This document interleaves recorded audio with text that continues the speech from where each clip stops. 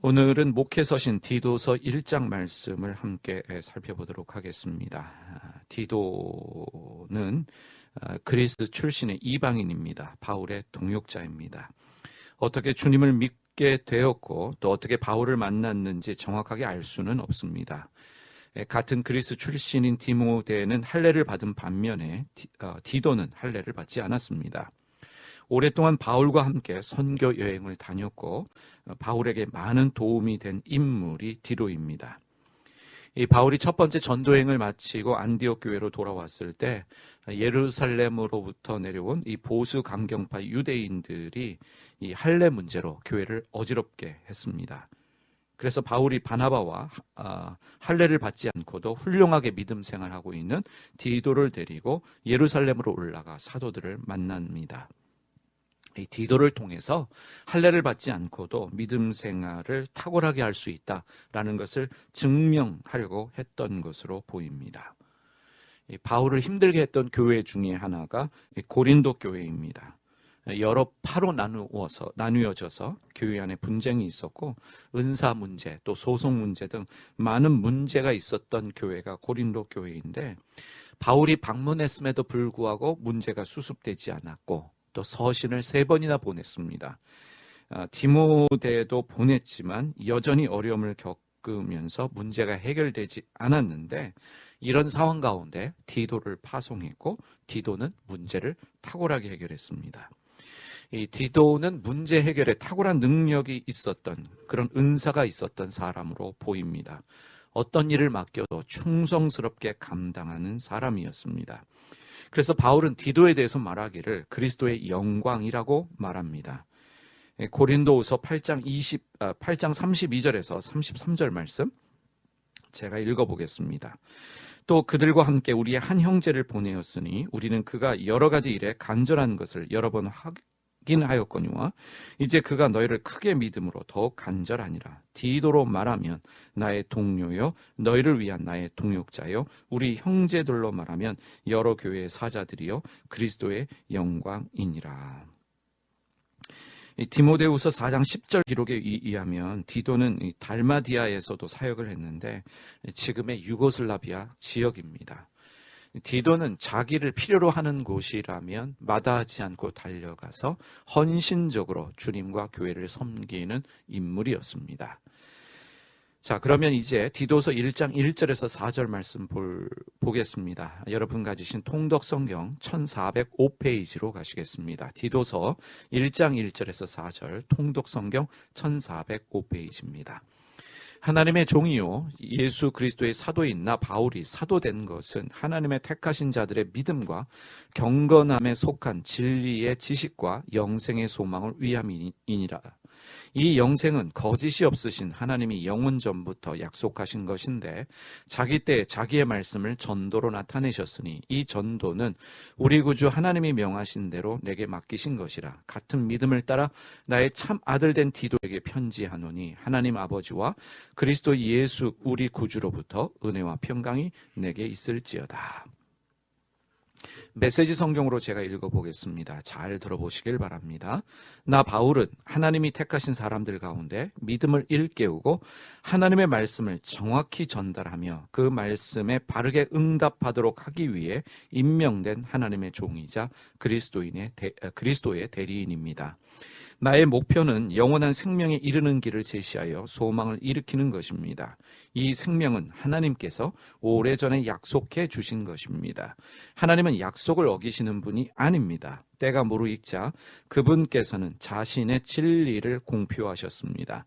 나는 우리 구주 하나님의 명령으로 이 메시지를 선포하는 일을 맡았습니다. 믿음 안에서 합법적으로 아들이 된 사랑하는 디도에게 말합니다. 하나님 우리 아버지와 우리 구주 예수께서 그대에게 주시는 모든 것을 받아들이십시오. 바울은 하나님이 자신을 사도로 택하신 이유를 자신의 영적 아들인 디도에게 설명하고 있습니다. 바울은 주님의 사람들의 믿음을 일깨우고 그들에게 하나님의 말씀을 정확하게 전달하며 그들이 말씀에 바르게 응답하도록 섬기는 일에 부르심을 받았습니다. 주님의 종으로 바울이 할 일입니다. 다시 한번 말씀드립니다. 바울이 사도로 택하심을 받은 이유는 주님의 사람들의 믿음을 깨우고 그들에게 하나님의 말씀을 바르게 전달하고 그리고 듣는 자들이 말씀에 바르게 응답하도록 섬기는 일에 부르심을 받았습니다. 이렇게 바울이 자기의 사역을 설명하는 이유는 디도가 주님과 교회를 섬기는 동일한 이유이기 때문입니다. 다시 말하면 디도는 자신의 영적인 아버지 바울이 그러했던 것처럼 자기에게 맡겨진 교회와 양떼들에게 주님의 말씀을 제대로 전해야 합니다. 교회를 섬기는 모든 주님의 종들은 말씀으로 양떼들의 믿음을 일깨워야 합니다. 말씀을 통해서 영원한 생명에 이르는 길을 보여주고 성도들에게 소망을 줄 수 있어야 합니다. 이것이 오늘 교회가 할 일이며 모든 목회자가 할 일입니다. 말씀을 전하는 사람들, 하나님의 말씀을 정확히 전달하며 그 말씀에 성도들이 바르게 응답할 수 있도록 섬겨야 합니다. 이어지는 5절에서 9절까지의 말씀 보겠습니다. 디도서 1장 5절에서 9절입니다. 내가 너를 그레데에 남겨둔 이유는 남은 일을 정리하고 내가 명한 대로 각성의 장로들을 세우게 하려니니 책망할 것이 없고 한 아내의 남편이며 방탕하다는 비난을 받거나 불순종하는 일이 없는 믿는 자녀를 둔 자라야 할지라. 감독은 하나님의 청지기로서 책망할 것이 없고 제 고집대로 하지 아니하며 급히 분내지 아니하며 술을 즐기지 아니하며 구타하지 아니하며 더러운 이득을 탐하지 아니하며 오직 나그네를 대접하며 선행을 좋아하며 신중하며 의로우며 거룩하며 절제하며 믿음 말씀의 가르침을 그대로 지켜야 하리니 이는 능히 바른 교훈으로 권면하고 거슬러 말하는 자들을 책망하게 하려 함이라. 바울은 디도를 이 그리스의 섬 그레데 지역의 교회를 섬기도록 보냈습니다. 그곳에서 자신이 마무리하지 못한 일을 부탁합니다. 이 디도의 이름이 존경하다라는 뜻입니다. 굳은 일을 맞이하지 않고 어디든지 달려가는 사람이 디도였나 봅니다. 그래서 그는 힘든 곳, 문제가 있는 곳 어디든 보내심을 받으면 달려가서 훌륭하게 그 문제들을 해결합니다. 그는 그리스도의 영광이다 라고 칭찬을 받을 만한 사람입니다. 말 많은 고린도 교회의 문제를 해결한 것만 보아도 그렇습니다. 디도는 이름 그대로 누구에게나 존경받을 수 있는 그런 인물이었던 것 같습니다. 바울은 자신이 마무리하지 못한 일과 더불어서 각 교회의 장로들을 세우는 일을 맡깁니다. 장로를 세우는 일은 교회의 영적 지도자다라고 말할 수 있는 목회자와 장로를 말합니다. 그들은 어떤 자격을 가진 사람들이어야 합니까? 디모데 전서에서 보았던 것과 다르지 않습니다. 책망할 것이 없는 사람, 한 아내의 남편이 되고 방탕하다는 비난을 받지 않는 사람, 자녀를 잘 양육한 사람, 고집스럽지 않고 화를 잘 내지 않고 술을 즐기지 않고 폭력적이지 않고 돈을 사랑하지 않고 나그네를 잘 대접하고 선행을 좋아하고 신중하고 의로우며 거룩하며 절제하며 말씀을 행동으로 옮기는 그러한 사람을 장로로 세워야 한다라고 말하고 있습니다. 거의 완벽에 가까운 사람입니다. 이 고대 시대에 고린도 사람 같다는 말은 성적으로 타락한 사람을 빗대서 하는 말이었고, 그레데 사람 같다라는 말은 거짓말 잘하는 사람을 빗대서 하는 말이었습니다. 이 그레데 사람들은 이 폭력적 기질이 강했기 때문에 이 당시에 비싼 몸값을 받으면서 다른 나라의 용병으로 나가는 사람들이 그레데 사람들이었습니다. 이러한 그레데에서 지금 열거하고 있는 조건을 가진 사람들을 찾는 것은 그리 쉬운 일이 아니었을 것입니다. 이 완벽에 가까운 사람, 찾는 일은 쉬운 일이 아닙니다. 교회는 자격이 되는 사람을 찾아서 직분을 맡기는 것이 아닙니다. 교회는 자격이 되지 않는 사람이라고 할지라도 직분을 맡을 수 있는 사람으로 양육하고 키워야 합니다. 교회는 율법의 원리가 아니라 은혜의 원리로 움직여야 합니다. 율법의 원리로 움직이면 자격 조건이 되는 사람을 찾으려고 합니다. 그러다 보면 배운 사람, 있는 사람, 잘난 사람들이 대접받는 교회가 되어집니다. 은혜의 원리로 교회가 움직이면 죄인 중에 괴수와 같은 사람도 변화되어서 주님의 종이 됩니다. 디도는 말씀으로 사람을 양육하고 키워야 합니다.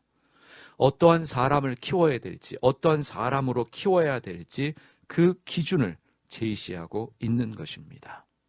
탁월한 주님의 사람으로 세워야 합니다. 말씀으로 양육하고 키우어서 지금 열거하고 있는 이러한 사람으로 키우는 것이 디도의 소명이자 교회가 할 일입니다. 주님을 닮은 사람, 헌신적인 사람으로 양육해야 합니다. 말씀을 바르게 전달해서 듣는 사람들이 말씀에 바르게 응답하게 한다는 것이 바로 이런 뜻입니다. 말씀을 바르게 전달하면 말씀으로 인하여 사람들이 헌신합니다. 변화되어집니다. 말씀에 대한 반응은 지적인 것이 아닙니다. 말씀에 대한 반응과 응답은 변화의 삶이며 헌신의 삶입니다.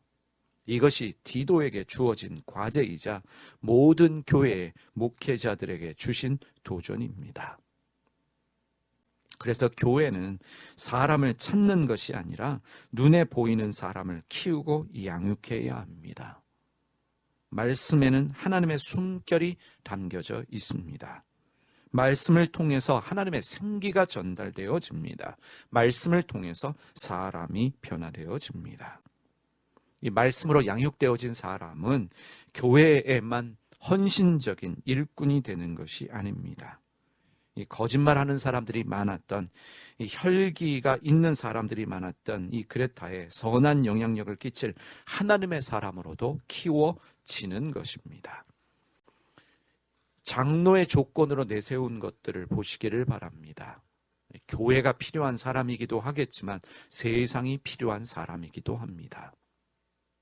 교회가 할 일은 말씀으로 교회 일꾼만 양육하고 키우는 것이 아닙니다. 세상의 소금과 빛으로 살아갈 수 있는 사람을 양육하고 키워서 세상으로 보내는 것입니다.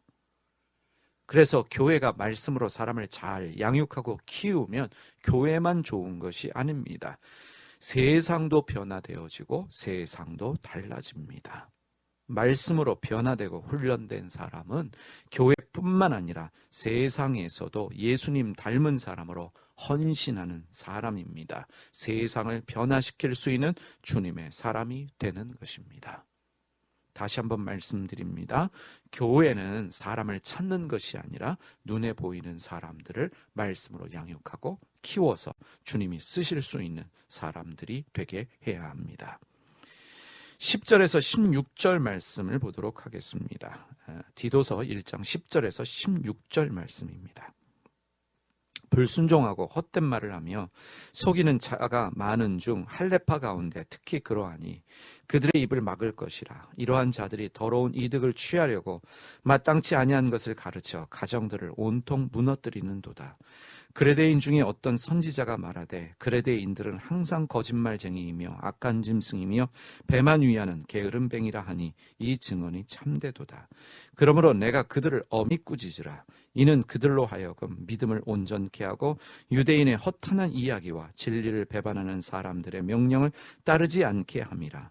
깨끗한 자에게는 모든 것이 깨끗하나 더럽고 믿지 아니하는 자에게는 아무것도 깨끗한 것이 없고 오직 그들의 마음과 양심이 더러운지라. 그들이 하나님을 시인하나 행위로는 부인하니 가증한 자요 복종하지 아니하는 자요 모든 선한 일을 버리는 자니라. 이 바른 말씀으로 양육해야 하는 이유 중에 하나가 이 진리에 반대하는 자들을 반박하기 위해서입니다. 다시 말하면 진리에 반대하는 자들의 영향력을 차단하기 위함입니다. 9절 말씀을 세번역으로 보겠습니다. 9절 말씀을 세번역으로 보겠습니다. 신실한 말씀의 가르침을 굳게 지키는 사람이어야 합니다. 그래야 그는 건전한 교훈으로 권면하고 반대자들을 반박할 수 있을 것입니다. 이 반대자들은 그레데에 사는 할례파 유대인들을 말합니다. 이 사람들은 구원의 조건으로 할례와 율법 준수를 내세웠고 그것을 강조하면서 이방인들에게도 요구했습니다. 이방인으로서 주님을 믿는 사람들에게까지 그러한 것들을 요구했습니다. 근데 바울이 이들에 대하여 어떻게 말합니까? 불순종하고 헛된 말을 하며 속이는 자들이다 라고 말합니다. 거짓 교사들의 특징을 그대로 가지고 있습니다. 이들은 돈에 대한 욕심이 많았고 돈 때문에 교회 안에 들어와서 사역을 하고 있었습니다. 이 잘못된 가르침의 특징 중에 하나는 가정을 흔드는 일입니다. 오늘 이단들이 가정을 깨는 것과 동일합니다. 오늘 이단들도 보면 부모와 자녀 사이를 가릅니다. 부부 사이를 어렵게 합니다. 바울은 교회와 가정을 흔드는 거짓 교사들에 대해서 경고하기 위해서 이 고대 그레데 시인인 에피메니데스의 글을 인용합니다. 그레데인들은 항상 거짓말장이이며 악한 짐승이며 배만 위하는 게으른 뱅이들이다. 이 고대 그레데 시인인 에피메니데스의 글입니다. 교인들이 이 거짓 교사들의 거짓된 가르침에 속아 넘어가는 것은 전적인 목회자의 책임입니다. 말씀을 제대로 가르치지 않았기 때문에 꾸며낸 이야기에 넘어가고 진리가 아닌 거짓된 말에 마음을 빼앗깁니다. 악한 영으로부터 교인들을 보호하는 것은 참으로 중요합니다.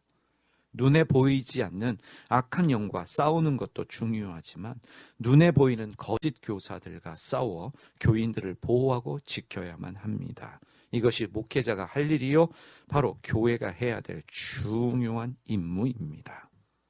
어떻게 교인들을 지키고 보호하면서 주님의 일꾼으로 세울 수 있겠습니까? 말씀을 바로 가르치는 것입니다. 말씀으로 교인들을 믿음으로 일깨우고 교인들에게 하나님의 말씀을 정확하게 전달해서 교인들이 그 말씀에 바르게 응답할 수 있도록 최선을 다할 때 교회가 거짓 교사들의 거짓 가르침으로부터 보호받을 수 있습니다. 말씀입니다. 말씀을 바르게 전달하는 일, 그 말씀에 바르게 응답할 수 있도록 섬기는 일, 이 일에 최선을 다할 때 하나님이 원하시는 일꾼들이 세워지고 세상을 변화시킬 수 있는 주님의 사람들이 양육되어질 뿐만 아니라 거짓 교사들로부터도 교회와 성도들을 보호할 수 있습니다. 우리가 이것을 기억하면서 우리 교회가 말씀을 바르게 가르치는 교회, 또 우리 속해 있는 모든 성도님들이 말씀에 바르게 응답할 수 있도록 우리가 관심을 가지고 헌신하면서 기도해야 될 줄 믿습니다. 디도서 2장 1절에서 6절 말씀, 여러분 가지신 통독 성경 1406페이지 함께 가셔서 디도서 2장 1절에서 6절 말씀 보겠습니다. 오직 너는 바른 교훈에 합당한 것을 말하며 늙은 남자로는 절제하며 경건하며 신중하며 믿음과 사랑과 인내함에 온전하게 하고 늙은 여자로는 이와 같이 행실이 거룩하며 모함하지 말며 많은 술의 종이 되지 아니하며 선한 것을 가르치는 자들이 되고 그들로 젊은 여자들을 교훈하되 그 남편과 자녀를 사랑하며 신중하며 순전하며 집안일을 하며 선하며 자기 남편에게 복종하게 하라. 이는 하나님의 말씀이 비방을 받지 않게 하려 함이라. 너는 이와 같이 젊은 남자들을 신중하도록 권면하되. 이 고린도가 성적으로 문란한 도시로 유명하였듯이 디도가 사역하고 있는 그리스의 그레데 섬은 거짓말로 유명한 도시였습니다. 거짓말로 유명한 도시답게 거짓 교사들이 거짓된 가르침으로 교회를 흔들고 있고 교우들의 가정마저도 어려운 상황이었습니다. 이런 상황에서 디도는 교회들마다 장로들을 세워야 하고 또 교회들과 성도들을 거짓 교사로부터 지켜야 합니다. 쉽지 않은 상황입니다. 바울은 디도에게 디도가 목회자로서 해야 될 일이 무엇인지를 알려줍니다. 말씀으로 교인들의 믿음을 일깨우고 하나님의 말씀을 정확히 전달해서 말씀을 듣는 교인들이 그 말씀에 바르게 응답하도록 해야 합니다. 그것이 목회자로서 디도가 해야 될 일입니다. 장로가 될 만한 사람들을 찾아 나서는 것이 아니라 교인들을 장로의 수준으로 양육하고 훈련해야 합니다. 사람을 키우는 일, 그것이 목회자인 디도가 해야 될 또 하나의 일입니다.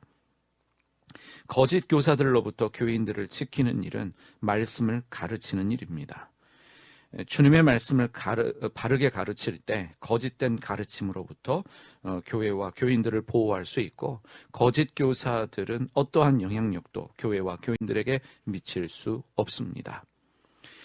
거짓 교사와 거짓된 가르침이 문제가 있다, 나쁘다라고 말하는 것이 아니라 주님의 참된 말씀을 가르치고 전하는 것이 무엇보다 중요합니다.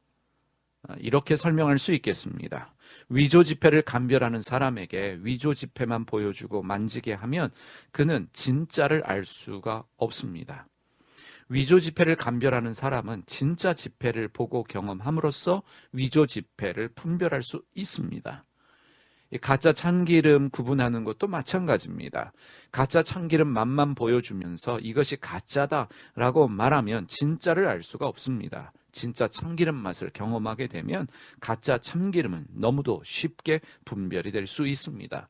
거짓 교사, 거짓된 가르침에 대하여 말하는 것도 중요하지만 무엇이 복음인지, 무엇이 진실된 말씀이고 바른 말씀인지를 가르칠 때 성도들은 거짓 교사와 거짓된 가르침을 분별해 나갈 수 있습니다.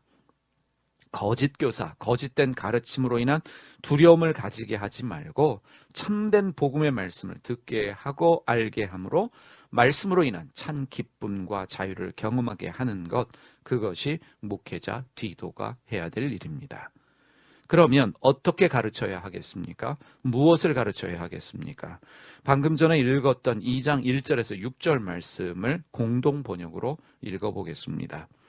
그러나 그대가 가르치는 것은 건전한 교리와 부합해야 합니다. 나이 많은 남자들에게는 자제력이 있고 위엄이 있고 신중하며 건전한 믿음과 건전한 사랑과 건전한 인내를 갖추도록 가르치십시오. 또 나이 많은 여자들에게는 남을 헐뜯거나 술의 노예가 되거나 하지 말고 경건한 몸가짐으로 선한 것을 가르치는 사람이 되라고 하십시오. 그러면 젊은 여자들은 늙은 여자들의 훈련을 받아 자기 남편과 자식들을 사랑하게 되고 신중하고 순결하고 착한 여자가 되어 집안 살림을 잘하고 남편에게 복종하는 아내가 될 것입니다. 그래야 하나님의 말씀이 모독을 당하지 않게 될 것입니다. 또 젊은 남자들에게도 신중한 사람이 되라고 권고하십시오. 바울은 거짓 교사들의 거짓된 가르침으로 교회가 어려운 가운데 있는 상황에서 교인들로 하여금 더 교회를 위해 헌신하게 해야 된다라고 말하지 않습니다. 디도에게 어떠한 프로그램이나 행사도 제안하지 않습니다. 교인들에게 바른 교훈, 건전한 교리를 가르쳐야 한다라고 강조하고 있습니다. 그것이 교회와 목회자가 할 일입니다. 바른 교훈, 건전한 교리를 가르쳐야 합니다. 그러면 우리에게는 이런 이해가 필요합니다. 바른 교훈이란 무엇인가? 건전한 교리란 무엇인가? 그것을 설명하고 있는 말씀이 2장 1절에서 6절 말씀입니다. 교인 한 사람 한 사람을 말씀으로 양육해서 예수님 닮는 삶을 살게 하는 것, 그것이 바른 교훈을 가르치는 것입니다. 건전한 교리를 가르치는 것입니다. 교인들로 하여금 예수님 공부하면서 예수님 닮는 삶을 살게 하는 것, 그것이 주님의 교회를 건강하게 바르게 세우는 일입니다. 이럴 때 교회를 거짓 교사들로부터, 거짓된 가르침으로부터 지킬 수 있습니다. 성경을 배우고 또 성경을 가르치는 목적이 무엇입니까? 예수님 공부에서 예수님 닮게 하는 것입니다. 예수님 공부, 예수님 닮기를 추구하는 교회, 주님이 원하시는 교회요, 주님이 기뻐하시는 교회의 모습입니다. 여러분, 2장 1절에서 6절 말씀을 살펴보시기를 바랍니다. 그리고 그 이전에 열거했던 장로에 합당한 사람들, 그들의 자격도 살펴보십시오. 1장 7절에서 9절, 장로들의 합당한 사람이 어떠한 사람인지를 말하고 있습니다. 이 말씀으로 양육되고 훈련되어진 사람들은 교회에만 필요한 사람이 아닙니다. 세상에서도 매력적인 사람들입니다. 그리스도의 향기가 나는 사람, 바로 토부의 사람이 되는 것입니다. 우리가 인식해야 될 것, 바른 교훈, 건전한 교리를 성경으로부터 배운다라고 하는 것은 궁극적으로 예수님 닮은 사람이 되는 것이고, 교회에서도 영향력이 있을 뿐만 아니라 세상에서도 매력적인 사람이 되는 것입니다. 성경은 하나님의 감동으로 된 것입니다. 하나님의 감동으로 되었다. 무슨 뜻입니까? 하나님의 숨결이 말씀에 담겨져 있다는 것입니다. 그러하기 때문에 말씀을 우리가 읽고 말씀을 통해 은혜를 받기 시작하면 그 말씀을 통해서 하나님의 숨결이 우리에게 전달되어지고 잃어버린 하나님의 성품을 회복하는 힘을 가지게 됩니다.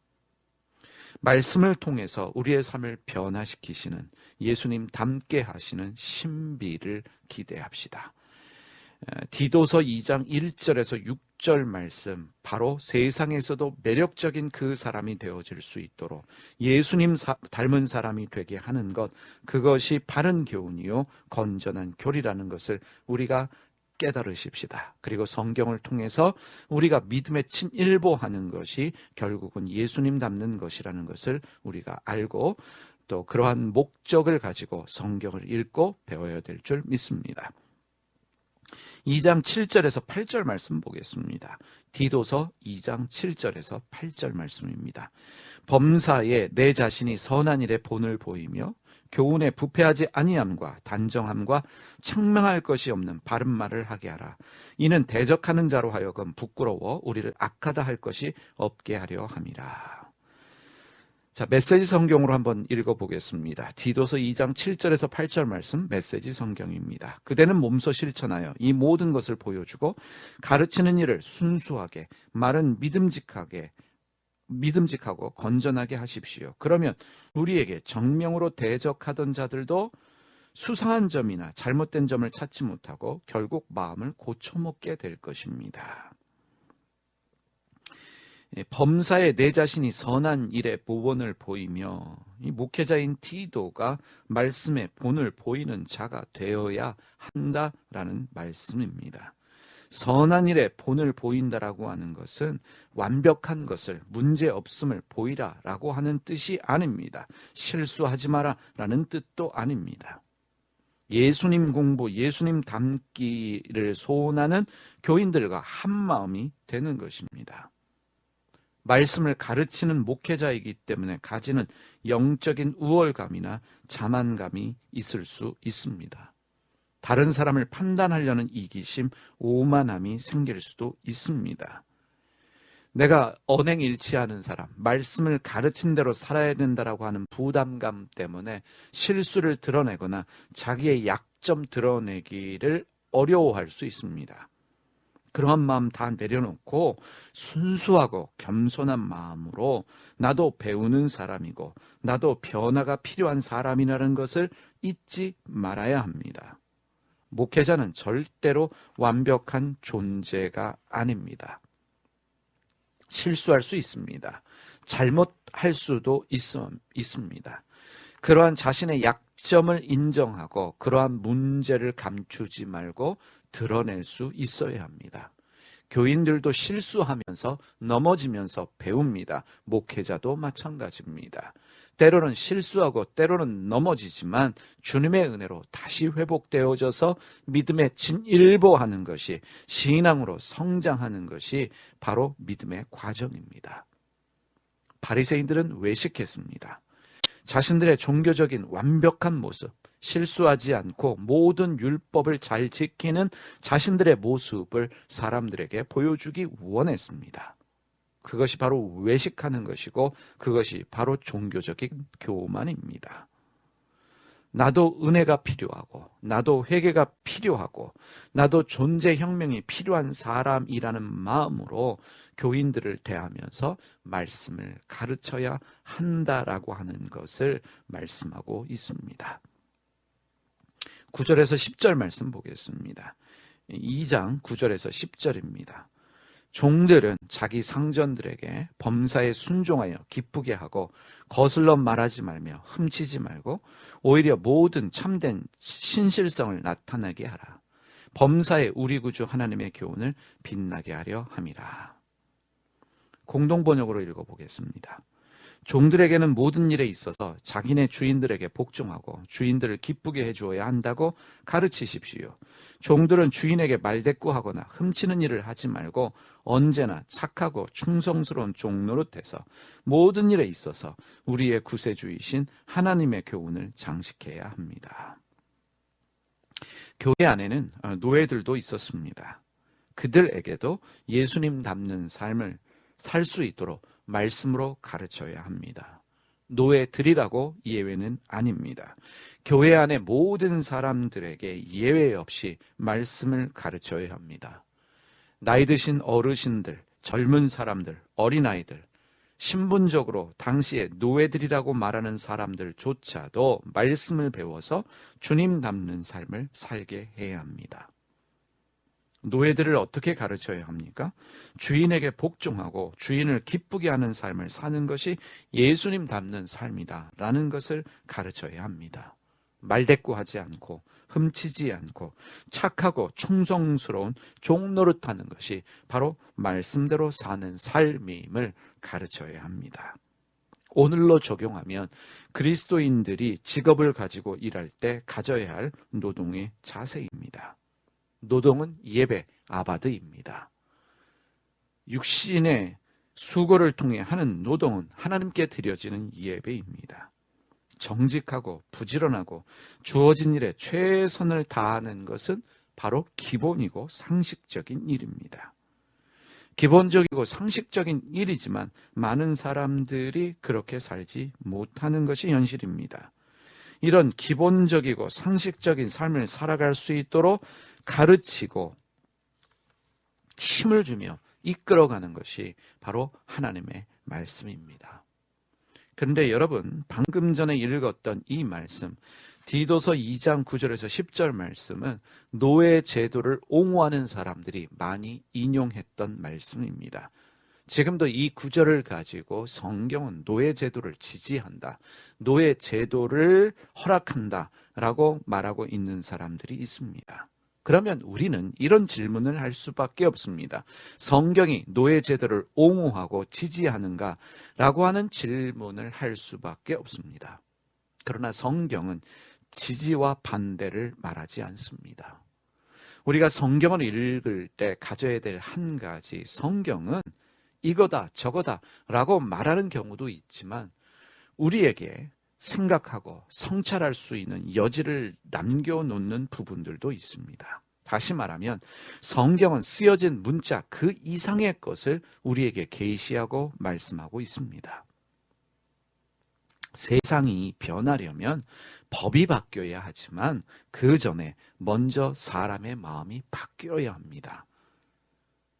여러분, 오늘 디도서 2장 9절에서 10절 말씀은 우리에게 깨닫게 하는 바가 참으로 오묘합니다.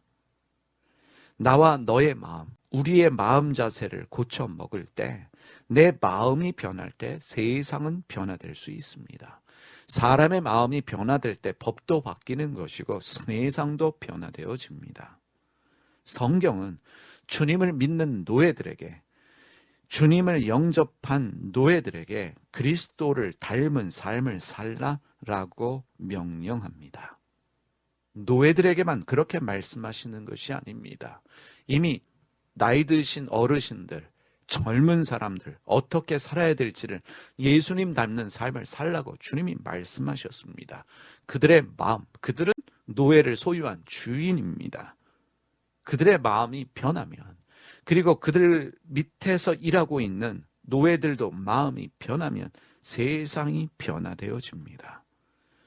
다시 말하면 주님을 믿는 사람들이 말씀으로 마음을 고쳐먹고 주님의 말씀으로 살아갈 때 세상의 사람들의 마음 속에도 변화가 일어납니다. 그러면서 노예 제도는 무너집니다. 그래서 무너졌습니다. 세상은 그렇게 진보하고 달라지는 것입니다. 마음 자세를 고쳐 먹고 삶이 변화되어질 때 내가 그리고 우리가 변화되어질 때 세상이 변화되어집니다. 세상은 그렇게 달라지는 것입니다. 예수님이 자신을 따르고 있는 사람들을 이끌고 종교혁명 또는 정치혁명을 하실 수도 있었지만 예수님은 그 길을 택하지 않으셨습니다. 예수님은 죽음과 고난을 택하셨습니다. 십자가의 길을 가셨습니다. 예수님이 죽음에서 부활하시고 다른 어떤 일 하시지 않았습니다. 승천하시기 직전까지 제자들에게 나타나셔서 말씀을 가르치셨고 말씀을 깨닫게 하시고 그리고 하늘로 올라가셨습니다. 그리고 제자들에게 이런 말씀을 남기셨어요. 마태복음 28장 19절에서 20절입니다. 그러므로 너희는 가서 모든 민족을 제자로 삼아 아버지와 아들과 성령의 이름으로 세례를 베풀고 내가 너희에게 분부한 모든 것을 가르쳐 지키게 하라. 볼지어다 내가 세상 끝날까지 너희와 항상 함께 있으리라 하시니라. 예수님은 세상을 바꾸려고 하지 않으셨습니다. 사람들, 특히 제자들의 마음을 말씀과 예수님의 삶으로 바꾸어 주시려고 하셨습니다. 왜냐하면 그들이 변화되어지면, 그들의 마음이 변화되어지면 세상이 변화되기 때문입니다. 성령이 임하면 나의 증인이 될 것이다 라고 말씀하셨습니다. 증인이 누구입니까? 말씀으로 변화받은 사람, 그 마음의 자세가 바뀐 사람, 회개한 사람들입니다. 승천하시는 예수님은 제자들에게 세상 바꾸라 라고 말씀하지 않으셨습니다. 세상을 뒤집어 엎어라, 혁명하여라 라고 말씀하지 않으시고 내가 너희에게 가르친 모든 것을 다른 사람에게 가르치라 라고 명령하셨습니다. 말씀으로, 예수님의 제자된 너희의 삶으로 사람들의 마음에 감동과 깨달음을 주라는 말씀입니다. 말씀이 증거되어지면 사람의 마음이 변화되어집니다. 사람들의 마음의 변화가 일어나면, 마음 자세가 달라지면 세상이 달라질 수 있습니다. 이것이 성령이 우리에게 가르치는 세상을 변화시키는 방법입니다. 먼저 내가 변해야 합니다. 내 마음 자세가 변화되어지면 세상도 달라질 수 있습니다.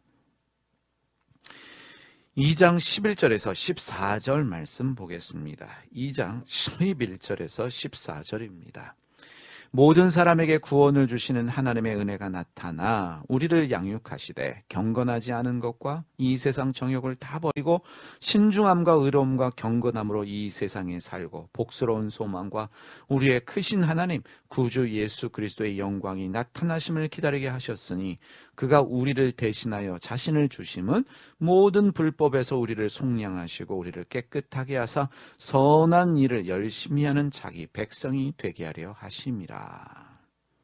예수님이 우리를 위해 자기의 몸을 내주신 이유는 우리를 모든 불법에서 건져내셔서 그리고 깨끗하게 하셔서 선한 일을 열심히 하는 주님의 백성으로 삼으시려는 것입니다. 한마디로 예수님 닮는 사람으로 만드시기 위해서 예수님이 자기의 몸을 우리에게 내어 주셨습니다. 예수님은 우리의 마음 자세를 바꾸어서 우리가 예수님 닮은 사람 만들어 주시기를 원하십니다. 그러면 그 일은 어떻게 가능한가? 사람의 변화는 목회자의 열심과 노력 때문에 생겨나는 것이 아닙니다. 예수님 닮는 것은 전적인 하나님의 은혜입니다. 그 은혜가 어디에 있습니까? 말씀입니다. 오늘 디도서 2장 11절을 시작하는 말씀을 보십시오. 모든 사람에게 구원을 주시는 하나님의 은혜가 나타나 우리를 양육하시되, 그 은혜가 어디에 있습니까? 말씀에 있습니다. 말씀에는 모든 사람을 구원하시는 하나님의 은혜가 있습니다. 그 은혜가 우리를 양육합니다. 말씀에 있는 하나님의 은혜가 우리를 변화시키고 예수님 닮게 합니다. 말씀에 있는 하나님의 은혜가 우리의 마음을 변화시킵니다. 12절 말씀을 세 번역으로 보겠습니다. 그 은혜는 우리를 교육하여 경건하지 않음과 속한 정욕을 버리고 지금 이 세상에서 신중하고 의롭고 경건하게 살게 합니다. 그 은혜는 우리를 교육해서 경건하지 않음과 속된 정욕을 버리고 지금 이 세상에서 신중하고 의롭고 경건하게 살게 한다라고 말씀합니다. 내가 그렇게 의지적으로 살아가려는 마음이 생겨나게 하는 것, 내 마음 태도를 고쳐먹게 하는 것, 그것이 말씀 안에 있는 하나님의 은혜입니다. 말씀은, 성경은 하나님의 감동으로 된 것입니다. 우리는 성경을 읽거나 설교를 들은 후에 하는 말이 있습니다. 은혜 받았습니다 라는 말을 종종 합니다. 그 은혜를 받았다라고 하는 것은 설교자의 탁월함이 아닙니다. 내가 받은 감동이 아닙니다. 은혜 받았습니다 라고 할 때 그 은혜는 하나님의 노력이요 하나님의 일하심입니다. 내 안에서 일하시는 하나님의 열심과 하나님의 노력, 그것을 우리는 은혜라고 말합니다.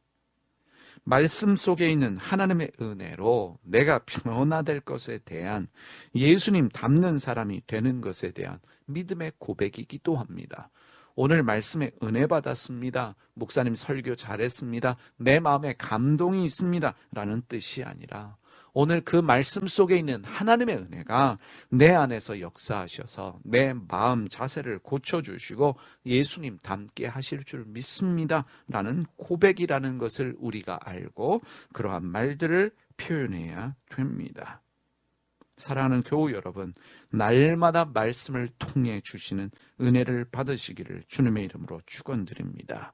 그 은혜로 말미암아 말씀 속에 있는 그 하나님의 은혜, 모든 사람에게 구원을 주시는 하나님의 은혜로 말미암아 양육되어지고 변화되어지며 예수님 닮아가는 것을 믿으시기를 바랍니다. 오늘도 그러한 은혜가 여러분 모두에게 있으시기를 주님의 이름으로 축원드립니다. 디도서 3장 1절과 2절 말씀 함께 읽도록 하겠습니다. 디도서 3장 1절과 2절 말씀입니다. 너는 그들로 하여금 통치자들과 권세 잡은 자들에게 복종하며 순종하며 모든 선한 일 행하기를 준비하게 하며 아무도 비방하지 말며 다투지 말며 관용하며 범사의 온유함을 모든 사람에게 나타낼 것을 기억하게 하라. 이 구절을 메시지 성경으로 읽어보겠습니다. 잘 들어보시기 바랍니다. 그대는 사람들에게 일러서 정부를 존중하고 법을 준수하고 언제나 도움의 손길을 베풀 준비를 갖추게 하십시오. 무례한 짓을 하지 못하게 하고 다투지 않게 하십시오. 하나님의 백성은 마음이 넓고 품위가 있어야 합니다. 하나님의 백성은 마음이 넓고 품위가 있어야 합니다. 여러분은 이 표현에 대해서 어떻게 생각하십니까? 너무 멋지고 근사하지 않습니까? 하나님의 백성은 마음이 넓고 품위가 있어야 합니다. 예수님 닮은 삶의 모습은 마음이 넓고 품위가 있는 것입니다. 그리스도인은 인간적으로도 매력적인 사람입니다. 아름다운 향이 나는 토부의 사람, 그가 그리스도인입니다. 바리새인들은 기도와 구제, 금식을 열심히 했습니다. 안식일에 하지 말아야 할 것을 하지 않았습니다. 그들이 지키고 있었던 율법의 조항은 무려 613개였습니다. 남들 앞에서 보여지는 종교적 열심이 그들의 자랑이었고 자부심이었습니다. 거기서 끝나는 것이 아닙니다. 자신들과 종교적 신념이나 관점이 다른 사람들, 자신들과 같이 종교적 열심을 보이지 않는 사람들을 비난하고 조롱했습니다. 자신들의 기준으로 죄인을 규정했고 그들을 차별하고 무시했습니다. 이렇게 살던 사람들이 바리새인들인데 타인의 눈에 비친 바리새인들은 오만과 편견으로 사람을 차별하는 종교인이었습니다. 바리새인들은 자기들끼리만 밥을 먹었습니다. 우스갯소리로 자기들끼리만 외식하는 사람들이었기 때문에 외식하는 사람들입니다. 교회는 교인들을 종교적인 사람들로 훈련하지 말아야 합니다. 그리스도를 닮은 사람, 마음이 넓고 품위가 있는 사람으로 양육해야만 합니다. 그리스도인은 정치적 견해에 대해서도 마음이 넓고 품위가 있어야 합니다.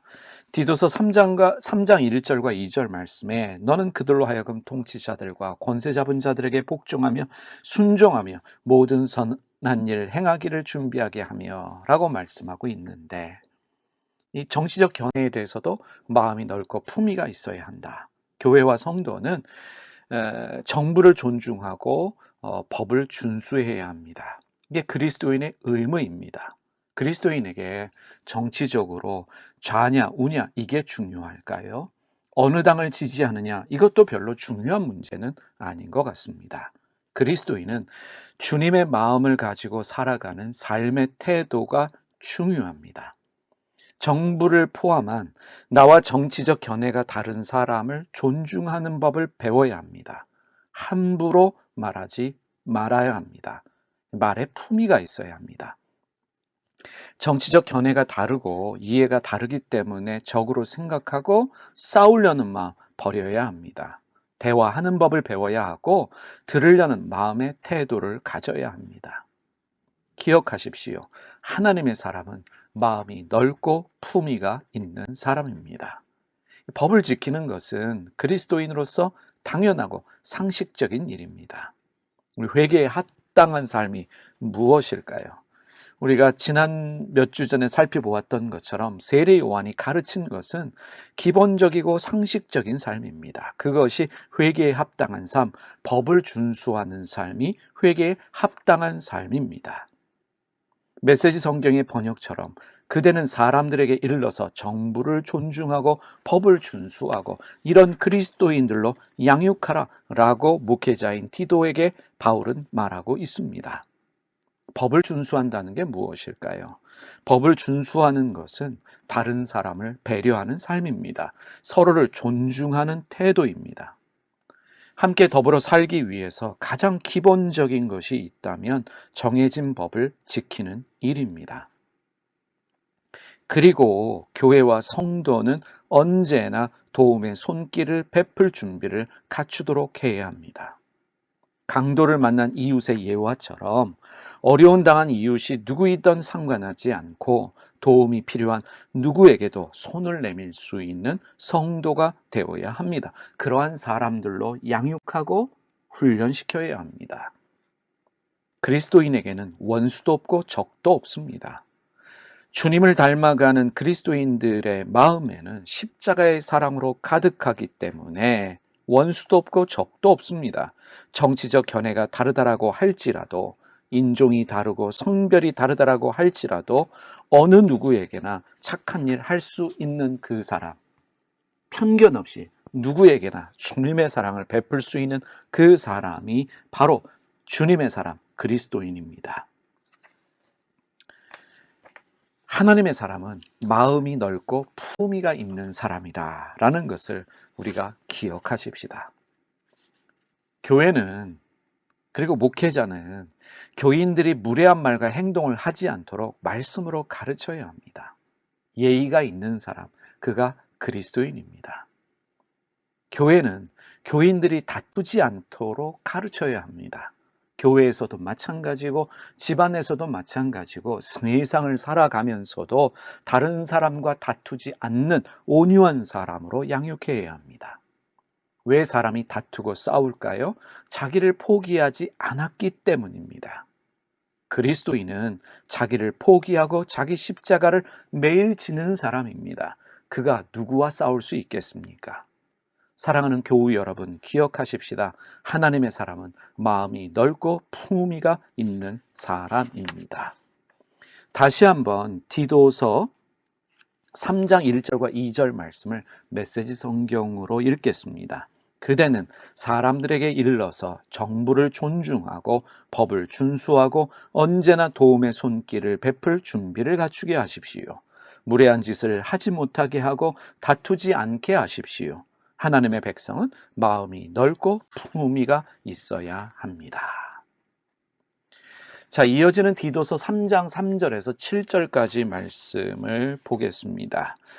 3장 3절에서 7절 말씀 읽겠습니다. 우리도 전에는 어리석은 자요, 순종하지 아니한 자요, 속은 자요, 여러 가지 정욕과 행락의 종노릇한 자요, 악독과 투기를 일삼는 자요, 가증스러운 자요, 피차 미워한 자였으나 우리 구주 하나님의 자비와 사랑하심이 나타날 때에 우리를 구원하시되 우리가 행한 바 의로운 행위로 말미암지 아니하고 오직 그의 긍휼하심을 따라 중생의 씻음과 성령의 새롭게 하심으로 하셨나니 우리 구주 예수 그리스도로 말미암아 우리에게 그 성령을 풍성히 부어주사 우리로 그의 은혜를 힘입어 의롭다 하심을 얻어 영생의 소망을 따라 상속자가 되게 하려 하심이라. 이 그레데 사람들은 거짓말 잘하는 사람들로 알려져 있었습니다. 그들의 폭력적 기질은 가장 비싼 몸값을 받는 용병이라는 사실에서도 잘 드러납니다. 이런 사람들이, 거짓말 잘하고 폭력적인 이런 사람들이 교회에 나와서 성경을 배운다고 마음이 넓고 품위가 있는 주님의 사람으로 변화될 수 있을까요? 누구나 가질 수 있는 의문이며 질문입니다. 바울은 디도에게 누구나 마음이 넓고 품위가 있는 주님의 사람으로 변화될 수 있다라고 말합니다. 그 증거가 바로 우리 자신이다 라고 말하고 있습니다. 이 3장 3절에서 7절 말씀도 메시지 성경으로 읽어보겠습니다. 얼마 전까지만 해도 우리 역시 어리석고 완고하고 죄에 쉽게 넘어가며 온갖 욕망의 지배를 받고 원한을 품은 채 돌아다니며 서로 원망하면서 살았습니다. 그러나 우리의 인자하시고 사랑이 많으신 구주 하나님이 개입하셔서 그 모든 것으로부터 우리를 구해 주셨습니다. 이 일은 전적으로 그분께서 하신 일이었습니다. 우리가 한 일은 아무것도 없습니다. 그분께서 우리를 깨끗게 씻어 주셨고 우리는 그 일로 말미암아 새 사람이 되었습니다. 성령께서 우리를 속속들이 씻어 주신 것입니다. 우리 구주 예수께서 새 생명을 아낌없이 부어 주셨습니다. 하나님의 선물이 그분과 우리의 관계를 회복시켜 주셨고 우리의 삶도 회복시켜 주셨습니다. 그리고 장차 더 나은 삶이 다가올 텐데 그것은 다름 아닌 영원한 생명입니다. 그대는 이 말을 믿어도 좋습니다. 우리 자신도 품위와 전혀 상관없던 사람들이었습니다. 바울은 자신을 말하기를 죄인 중에 괴수와 같은 사람이었다라고 말합니다. 처음부터 고상한 사람, 예의가 있는 사람이 아니었습니다. 우리 모두는 죄인이었습니다. 문제 있는 사람이었습니다. 혈기 있고 온유하지 못한 그러한 사람들인데 주님의 사람으로 구원받은 자로 변화되었습니다. 전적인 하나님의 은혜입니다. 성경은 무엇을 말합니까? 주님이 우리 삶 가운데 개입하셔서 우리를 변화시키셨습니다. 사람이 변화되는 일, 그리스도를 닮은 성품으로 존재 혁명되는 일, 모두 하나님의 일입니다. 하나님의 수고와 열심으로 우리에게 주어진 결과가 구원이고 그리고 우리의 변화된 삶입니다. 주님은 피스티스의 하나님이십니다. 피스티스, 신실한 믿음의 주님이십니다. 우리 가운데 신실하게 역사하셔서 우리를 주님 닮게 하십니다. 바울이 고백합니다. 우리가 한 일은 아무것도 없다라고 이야기합니다. 내가 나의 변화를 위해서 한 일이 없고 내가 목회자로서 다른 사람의 변화를 위해 한 일이 없다는 것입니다. 성령께서 우리에게 오셔서 우리를 씻어주시고 우리에게 새 생명을 주셨습니다. 거기서 끝나지 않습니다. 주님 다시 오실 때까지 완벽하게 예수님 닮게 하시고 영원한 생명을 주십니다. 누가 하시는 일입니까? 주님이 하시는 일입니다. 무엇으로요? 주님이 은혜로 우리를 변화시키고 계십니다. 그래서 우리에게 성령을 보내주셨고 성령은 우리 안에 계십니다. 그레데 사람들도 변화될 수 있습니다. 거짓말 잘하는 동네에 살고 있는 거짓말에 능숙한 사람들이라고 할지라도 폭력적인 기질의 사람이라고 할지라도 변화될 수 있습니다. 나도 변화될 수 있고 우리 가족도 변화될 수 있고 우리의 이웃도 변화될 수 있습니다. 예수님 닮은 마음이 넓고 품이 있는 사람이 될 수 있습니다. 무엇으로요? 주님의 은혜입니다. 전적인 주님의 은혜로, 신실하신 주님의 은혜로 피스티스의 하나님이 우리를 변화시키신다는 사실입니다. 목회자는 열심히 말씀을 전하고 양육하는데 사람이 변하지 않는다고 절망할 필요가 없다는 거예요. 목회하는 목회자로서 사람이 안 변하면 마음이 조급해지고 답답할 수 있죠. 부모가 자식을 위해 기도하는데, 아내가 남편을 위해 기도하는데 변화되지 않으면, 주님 닮은 모습이 드러나지 않으면 우리는 절망할 수 있습니다. 그럴 필요도 이유도 없다는 것입니다. 내 수고와 열심 때문에, 내 노력 때문에 사람이 변화되는 것이 아닙니다. 내가 한다, 내가 노력하면, 내가 기도하면, 내가 열심히 수고하면 변화될 수 있다, 변화시킬 수 있다라고 하는 착각과 오만은 버려야 합니다. 목회자는 말씀만 제대로 전하면 됩니다. 나머지 일은 하나님이 하십니다. 우리가 누군가를 위해 기도할 때도 마찬가지입니다. 기도하십시오. 그러나 절망하지 마십시오. 나머지 일은 하나님이 하십니다. 사람이 변화되는 것은 목회자가 열심히 하기 때문에 생기는 결과가 아닙니다. 누군가의 열심, 누군가의 노력 때문에 생겨나는 결과가 아닙니다. 사람이 변화되는 것은 주님이 하시는 일입니다. 주님의 은혜로 주님이 일하십니다. 말씀에는 우리 모두를 구원하시는 하나님의 은혜가 있다는 사실을 잊지 말아야 합니다. 하나님의 은혜는 우리의 살아가는 힘이며 소망입니다. 하나님의 은혜 때문에 우리가 구원을 받았고, 하나님의 은혜 때문에 변화되고 있고, 하나님의 은혜 때문에 우리가 영원한 생명을 얻습니다.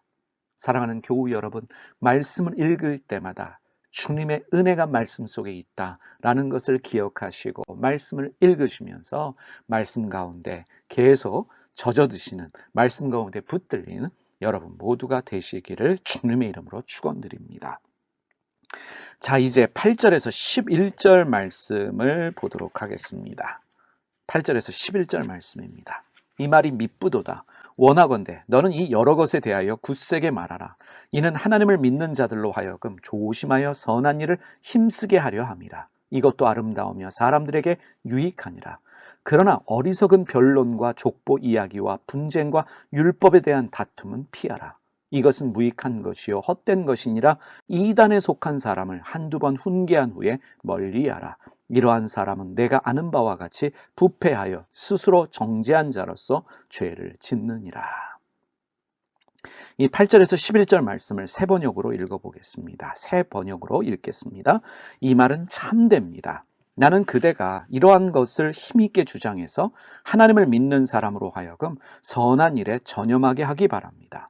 선한 일은 아름다우며 사람에게 유익합니다. 그러나 어리석은 논쟁과 족보 이야기와 분쟁과 율법에 관한 싸움을 피하십시오. 이것은 유익이 없고 헛될 뿐입니다. 분파를 일으키는 사람은 한두 번 타일러 본 뒤에 물리치십시오. 그대가 아는 대로 이런 사람은 옆길로 빠져버렸으며 죄를 지으면서 스스로 단죄를 하고 있습니다. 여러분, 이미 말씀드렸습니다. 우리의 행위, 열심이 우리를 구원하는 것이 아닙니다. 사람의 열심으로 인해 변화되고 영생을 얻는 것도 아닙니다. 전적인 하나님의 은혜입니다. 이것이 진리입니다. 이러한 진리를 가르쳐서 깨닫게 하는 것이 목회자가 할 일이요 목회자의 책임입니다. 주님은 우리가 종교적인 사람 되는 것을 원하지 않으십니다. 안식일 잘 지키고 기도와 금식에 열심인 사람 되는 것도 중요하겠지만 무엇보다도 중요한 일이 있다면 우리가 마음이 넓고 품위가 있는 예수님 닮는 주님의 사람 되기를 원하십니다. 예수님 닮는 사람이 되는 것, 내 노력으로 되는 것이 아닙니다. 이것조차도 주님이 하시는 일입니다. 바로 이 사실을 깨닫게 되면 교인들은 선한 일에 앞장서기 시작합니다. 이것을 깨닫게 되면, 이 진리를 깨닫게 되면 예수님 공부하면서 예수님 닮는 삶을 추구하게 됩니다. 그러한 것들이, 예수님 닮는 것들이 삶에서 드러납니다. 착한 일 하는 사람이 됩니다. 내 노력과 열심으로 착한 일 하는 사람이 되는 것이 아니라, 강요해서 되는 것이 아니라 하나님의 은혜로, 전적인 하나님의 은혜로 착한 일 하는 사람들이 되어집니다. 그러한 삶을 살게 됩니다. 이것이 바로 신앙의 신비입니다. 착한 일, 선한 일, 토부한 일입니다.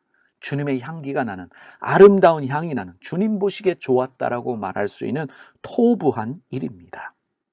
히브리적 이해로 토부라는 것은 주님의 향기가 나타나는, 드러나는 삶의 모습이지요. 토부는 아름답습니다. 이러한 토부한 삶을 추구하는 것이 절대적으로 우리에게 유익합니다. 사랑하는 교우 여러분, 신앙은 교리적인 논쟁과 다툼이 아닙니다. 그러하기 때문에 논쟁과 다툼에서 이기려고 애쓸 필요가 없습니다. 말싸움에서 이기는 것이, 논쟁에서 이기는 것이 신앙의 승리가 아니기 때문입니다. 이단에 빠진 사람들, 거짓 가르침에 넘어간 사람들은 정상적이고 이성적인 대화가 불가능합니다. 들으려고 하지 않습니다. 대화가 불가능한 사람들, 이미 자기 생각으로 가득 찬 사람들과 말한다는 것 자체가 사실은 불가능해요. 이런 사람들과의 말싸움에서 이기는 것은 아무런 의미가 없습니다. 예수님은 당시의 종교인들, 이 바리새인들과 종교학자들과 말싸움에서 이기려고 하지 않으셨습니다.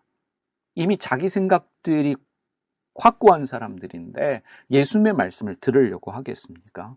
예수님이 그들과 말싸움에서 이기려고 하신 것이 아니라 그들에게 삶으로 말씀해 주셨습니다. 십자가의 죽음으로 그들과의 대화에서 이긴 것입니다. 기도서는 무엇을 말씀하고 있습니까? 신앙은 삶입니다. 그리스도를 닮은 삶, 마음이 넓고 품위가 있는 삶, 그것이 신앙의 삶입니다. 이렇게 말할 수 있습니다. 신앙은 삶으로 고백되어지는 아름다움입니다. 우리 안에 계신 성령님은 우리를 아름다운 삶으로 만들어 가고 계십니다. 이러한 신비 가운데 날마다 살아가는 것이 바로 신앙의 삶이라는 것을 기억하시면서, 사랑하는 성도 여러분, 오늘 분명하게 기억해야 될 한 가지, 하나님의 백성은 마음이 넓고 품위가 있어야 한다 라고 하는 것을 여러분들이 기억하시면서 매일매일 은혜의 삶 사셨으면 좋겠습니다.